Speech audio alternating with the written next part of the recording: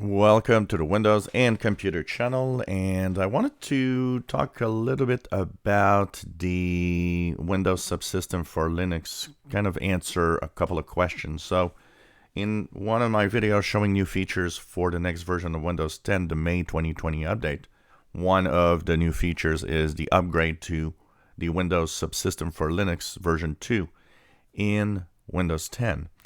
Now, a lot of people installed this and came back to me and said, well, I get a black screen with a command line. This is not Linux. It is Linux. It's just that this is not what you probably thought was Linux. This is not a Linux distro per se, like with graphical user interface like we have when we download a version of, Linux. It has the subset of commands. It has the basics of the same versions. So if you get the Ubuntu version versus the Debian version, well, it has the flavor of that version and the way that it executes and works. But it's not a full Linux with graphic user interface. It's not designed to be that way. It's designed to simply run commands and executables. So your Linux tools, for example, can be executed in here and work in that environment.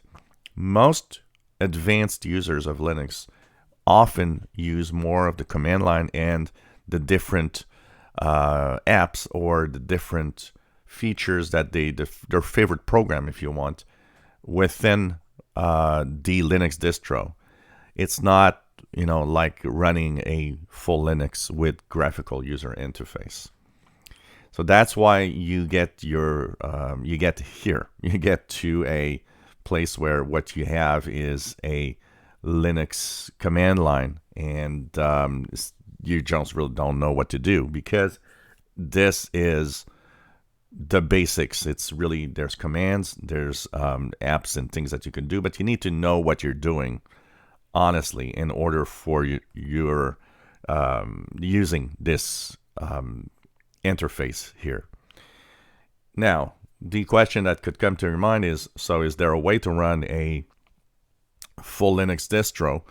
Well, it's a little difficult, but you can actually, there's a guide online that shows you how to install a graphics user interface within the Windows subsystem for Linux on Windows 10. That, of course, will make it easier for you to be able to simply use this interface. And it involves many command lines within this subsystem because you have to install some basic features that aren't there. Then you have to install the graphic user interface. You have to install some extra packages that will give some of the outgoing, for example, if you want to have working internet within the graphic user interface and remote desktop protocol and stuff. All of that is kind of extra, so it's several lines. It does give you a graphical user interface within this window, but because it's kind of complex and not super well designed for that purpose itself, I would probably recommend that you dual boot with a 10th version of Linux in Windows 10 rather than do a graphical user interface in here. But it is possible. It is possible there. I've seen a few examples where people have added a graphical user interface layer within this Windows subsystem for Linux on Windows. But most of the people that will use this are developers and people that need to tweak, servers and things that are Linux based and don't need, now you don't need to have that Linux machine. You can actually do pretty much everything within this portion of Linux that's within Windows 10. If you enjoy my videos, please subscribe, give us a thumbs up. Thank you for watching.